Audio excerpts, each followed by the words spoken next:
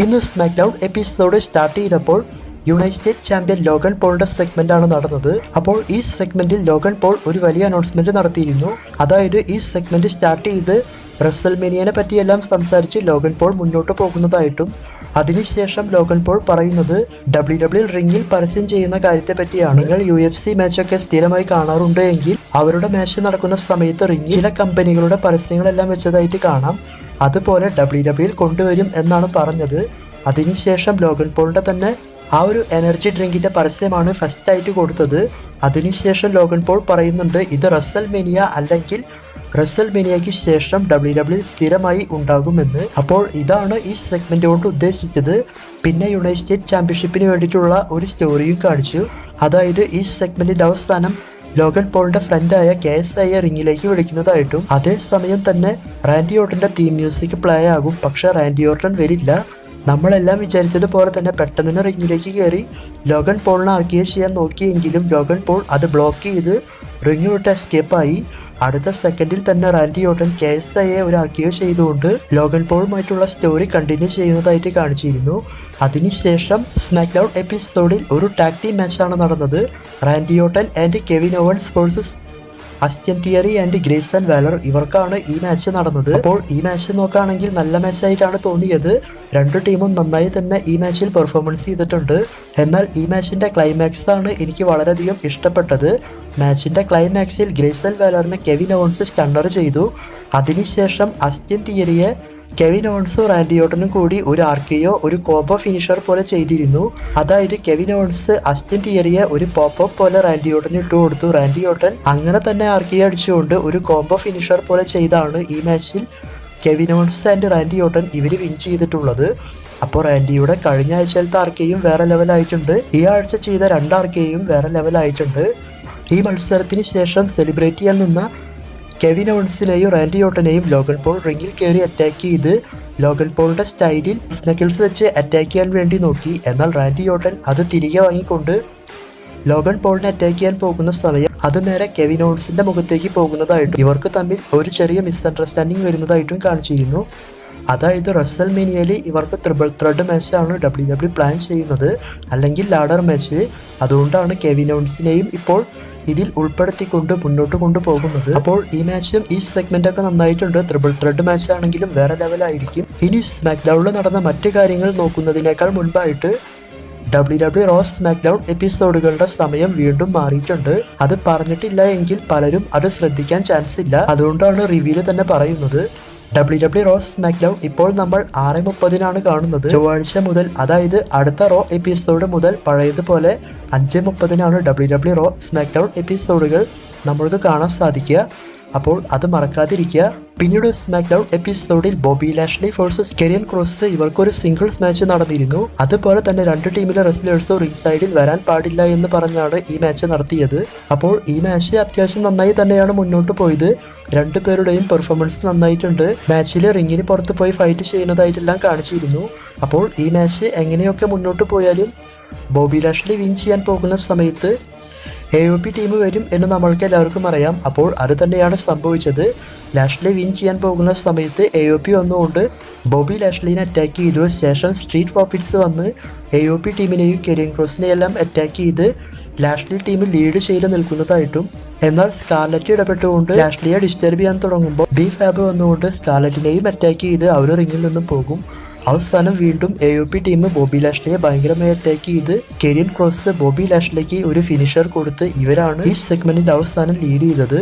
ഇതെന്തായാലും റെസൽമേനിയ വരേക്കും പോകാനാണ് ചാൻസ്. അതിനുശേഷം വുമൺസിന്റെ സിംഗിൾസ് മാച്ച് നടന്നു. ടിഫാനി സ്റ്റാറ്റൻ വേഴ്സസ് മിച്ചിൻ ഇവർക്കാണ് ഈ മാച്ച് നടന്നത്. അപ്പോൾ ഈ മാച്ച് അത്യാവശ്യം കുഴപ്പമില്ലാതെയാണ് മുന്നോട്ട് പോയത്. മാച്ചിന്റെ അവസാനത്തിൽ ടിഫാനി സ്റ്റാറ്റൻ തന്നെയാണ് മിച്ചിനെ മൂൺസോൾട്ട് എല്ലാം ചെയ്തുകൊണ്ട് ഈ മാച്ചിൽ വിൻ ചെയ്തത്. എന്തായാലും ടിഫാനിക്ക് ഒരു നല്ല ഭാവി WWE കൊടുക്കുമെന്നാണ് തോന്നുന്നത്. അതുപോലെയാണ് ഇപ്പോൾ ഇവരെ കാണിക്കുന്നത്. പിന്നീട് AJ സ്റ്റൈൽസിനെ ബാക്ക് സ്റ്റേജിൽ കാണിച്ചു. അപ്പോൾ AJ സ്റ്റൈൽസിന്റെ ഒരു പ്രോമോയാണ് അത്. അതിൽ AJ സ്റ്റൈൽസ് എന്തുകൊണ്ടാണ് LA നൈറ്റിൽ എലിമിനേഷൻ ചേംബറിൽ അറ്റാക്ക് ചെയ്തത് അതിനെ പറ്റിയാണ് പറഞ്ഞിട്ടുള്ളത്. കുറെ മുൻപ് നടന്ന സ്മാക്ഡൗണിന്റെ എപ്പിസോഡിൽ റാൻഡി ഓർട്ടനും AJ സ്റ്റൈൽസ് ലീഡ് ചെയ്ത് നിൽക്കുമ്പോൾ LA Knight ചെയ്തത് എന്താണ് എന്ന് നമ്മൾക്ക് എല്ലാവർക്കും അറിയാം. അതുപോലെ തന്നെ AJ സ്റ്റൈൽസിന്റെ മാച്ചിലും LA Knight ഇടപെട്ടുകൊണ്ട് AJ സ്റ്റൈൽസ് തോൽക്കുന്നതായിട്ട് കാണിച്ചിരുന്നു. അപ്പോൾ ഇതൊക്കെ വെച്ചുകൊണ്ടാണ് ഇവർക്ക് തമ്മിലുള്ള സ്റ്റോറി മുന്നോട്ട് കൊണ്ടുപോകുന്നത്. ഇതുപോലെയുള്ള ചില കാരണങ്ങൾ കൊണ്ടാണ് AJ സ്റ്റൈൽസ് LA Knightനെ അറ്റാക്ക് ചെയ്തിട്ടുള്ളത്. ഇത് കണ്ട LA Knight ആ ഒരു TV എല്ലാം അടിച്ചു പൊട്ടിക്കുന്നതായിട്ട് കാണിച്ചിരുന്നു കസാര വെച്ചുകൊണ്ട്. പിന്നീട് ഡ്രാഗൺ ലീ വേഴ്സസ് ഏഞ്ചൽ ഇവർക്ക് തമ്മിലുള്ള സിംഗിൾസ് മാച്ച് നടന്നു. ഒരു ബാക്ക് സ്റ്റേജ് സെഗ്മെന്റ് വെച്ച് സാന്റോസ് എസ്കോബാർ ടീം ഡ്രാഗൺ ലീനെ അറ്റാക്ക് ചെയ്യുന്നതായിട്ടെല്ലാം കാണിച്ചിരുന്നു. അതിനുശേഷമാണ് ഈ മാച്ച് നടന്നത്. അപ്പോൾ ഈ മാച്ച് അത്യാവശ്യം കുഴപ്പമില്ലാതെയാണ് മുന്നോട്ട് പോയത്. മാച്ചിന്റെ അവസാനത്തിൽ ഏഞ്ചലിനെ റോൾ പിൻ ചെയ്തുകൊണ്ട് ഡ്രാഗൺ ലീ ഈ മാച്ച് വിൻ ചെയ്തു. ശേഷം സാന്റോസ് എസ്കോബാർ ടീം ഡ്രാഗൺ ലീയെ ഭയങ്കരമായി അറ്റാക്ക് ചെയ്തുകൊണ്ട് റെയ് മിസ്റ്റീരിയോയ്ക്ക് ഒരു മെസ്സേജ് കൊടുക്കുന്നത് പോലെയെല്ലാം കാണിച്ചിരുന്നു. അതുപോലെ നെക്സ്റ്റ് വീക്ക് റെയ് മിസ്റ്റീരിയോ റിട്ടേൺ ചെയ്യുന്നതിന്റെ ഒരു ക്ലിപ്പും WWE കാണിച്ചു. അതിനുശേഷം റോക്ക് റോമൻ റെയിൻസ് ഇവരുടെ സെഗ്മെന്റ് ആണ് നടന്നത്. അപ്പോൾ ഈ സെഗ്മെന്റിൽ ഫസ്റ്റ് റോമൻ റെയിൻസ് എപ്പോഴത്തെയും പോലെ എൻട്രി ചെയ്തു വന്നു. അതിനുശേഷമാണ് റോക്ക് വന്നത്. റോക്കിന്റെ എൻട്രി ഈ പ്രാവശ്യം നന്നായിട്ടാണ് എനിക്ക് തോന്നിയത്. പിന്നീട് റോമൻ അവിടെയുള്ള ഫാൻസിനെ എല്ലാം ചീത്ത വിളിച്ചുകൊണ്ട് റോമനെ അംഗീകരിക്കാനായിട്ടെല്ലാം ആവശ്യപ്പെടുന്നുണ്ട്. അതുപോലെ റോക്ക് തന്നെ അംഗീകരിക്കുമെന്ന് താൻ ഒരിക്കലും പ്രതീക്ഷിച്ചില്ല എന്ന പോലെയും റോമൻ പറയുന്നുണ്ട്. അതിനുശേഷം ഇവരൊന്നിച്ച് നിൽക്കുമ്പോൾ അവിടെ കോഡി റോഡ്സിന്റെ തീം സോങ് പ്ലേ ആകും. പക്ഷെ കോഡി റോഡ്സ് ഓഡിയൻസിന്റെ സൈഡിൽ നിന്നാണ് വന്നത്. കോഡി റോഡ്സിന്റെ തീം സോങ്ങിൽ തന്നെയാണ് സെത്ത് റോളൻസും ഓഡിയൻസിന്റെ സൈഡിൽ നിന്നും വന്നത്. ഇതിന് രണ്ട് കാരണങ്ങളുണ്ട്. ഒന്ന്, ഷീൽഡിന്റെ എൻട്രൻസ് ഓർമ്മിപ്പിക്കാൻ വേണ്ടിയിട്ട്. രണ്ട്, ആഡം പിയേഴ്സ് ഇന്നത്തെ സ്മാക്ക് ഡൗൺ മുഴുവൻ നിറയെ സെക്യൂരിറ്റി ടീമിനെ കൊണ്ടുവന്നിട്ടുണ്ടായിരുന്നു. ഈ രണ്ട് കാരണങ്ങൾ കൊണ്ടാണ് അവരങ്ങനെ വന്നിട്ടുള്ളത് എന്നാണ് പറയുന്നത്. ഇവർ റിങ്ങിൽ വന്നതിന് ശേഷം ഈ സെഗ്മെന്റ് വേറെ ലെവലായിട്ട് മുന്നോട്ട് പോയി. പിന്നീട് കോഡി റോഡ്സ് റോക്ക് ചാലഞ്ച് ചെയ്ത കാര്യത്തെ പറ്റിയാണ് പറയുന്നത്. അതായത് റസൽമേനിയ നൈറ്റ് 1 ആ ഒരു ടാഗ് ടീം മാച്ച് ഞങ്ങൾ അക്സെപ്റ്റ് ചെയ്ത് മാച്ച് നടന്ന് ഞങ്ങൾ ആ മാച്ചിൽ വിൻ ചെയ്താൽ എന്തുറപ്പാണ് ഉള്ളത്? നിങ്ങൾ വന്നുകൊണ്ട് എൻ്റെ മാച്ചിൽ എന്നെ ഡിസ്റ്റർബ് ചെയ്യില്ല എന്നുള്ളതിന് എന്നാണ് കോഡി റോഡ്സ് റോക്കിനോട് ചോദിക്കുന്നത്. അതായത് ഞാൻ നിങ്ങളെ എങ്ങനെ വിശ്വസിക്കുമെന്ന്. ശേഷം സെത്ത് റോളൻസ് മൈക്കെടുത്ത് സംസാരിക്കാൻ തുടങ്ങും എന്ന് വിചാരിച്ചാൽ റോക്ക് കയറി സെത്ത് റോളൻസിനെ ബ്ലോക്ക് ചെയ്യും. അതായത് സെത്ത് റോളൻസ് ഒരു ജോക്കർ പോലെയാണ് എന്നും സെത്ത് റോളൻസ് ഒന്നും ഇവിടെ സംസാരിക്കണ്ട എന്നൊക്കെ പറഞ്ഞുകൊണ്ട് സെത്തിനെ റോക്ക് കളിയാക്കും. അങ്ങനെ സെത്തിനെ കളിയാക്കിയതിന് ശേഷം കോഡി റോഡ്സ് ചോദിച്ചതിനുള്ള ഉത്തരം റോക്ക് പറയും. അതായത് നിങ്ങൾ ആ ഒരു ടാഗ് ടീം മാച്ച് വിൻ ചെയ്യുകയാണെങ്കിൽ തീർച്ചയായിട്ടും ബ്ലഡ് ലൈൻ ടീം ആ മാച്ചിലൊന്നും വരില്ല. മറിച്ച് നിങ്ങൾ ആ ഒരു ടാഗ് ടീം മാച്ച് തോറ്റു കഴിഞ്ഞാൽ കോഡി റോഡ്സിനെ തോൽപ്പിക്കാൻ വേണ്ടി തൻ്റെ പവർ ഉപയോഗിച്ച് എന്തൊക്കെ ചെയ്യാൻ പറ്റുമോ അതെല്ലാം റോക്ക് ചെയ്യുമെന്നാണ് പറഞ്ഞിട്ടുള്ളത്. മാച്ചിൻ്റെ ഇടയിൽ വന്ന് ചെയർ ഷോട്ട് ചെയ്യും. അതുപോലെ എന്തൊക്കെ ചെയ്യാൻ പറ്റുമോ അതെല്ലാം ചെയ്തുകൊണ്ട് കോഡി റോഡ്സിനെ ആ ഒരു മാച്ച് തോൽപ്പിക്കുമെന്ന്. ഇതെല്ലാം കേട്ട സെത്ത് റോളൻസ് വളരെയധികം ദേഷ്യപ്പെട്ടുകൊണ്ട് ഇവരുടെ ആ ഒരു ചാലഞ്ച് സെത്ത് റോളൻസ് ആണ് അക്സെപ്റ്റ് ചെയ്തത്. അതായത് ഞങ്ങൾ നിങ്ങളുടെ കൂടെ മത്സരിക്കാമെന്ന് പറഞ്ഞുകൊണ്ട്.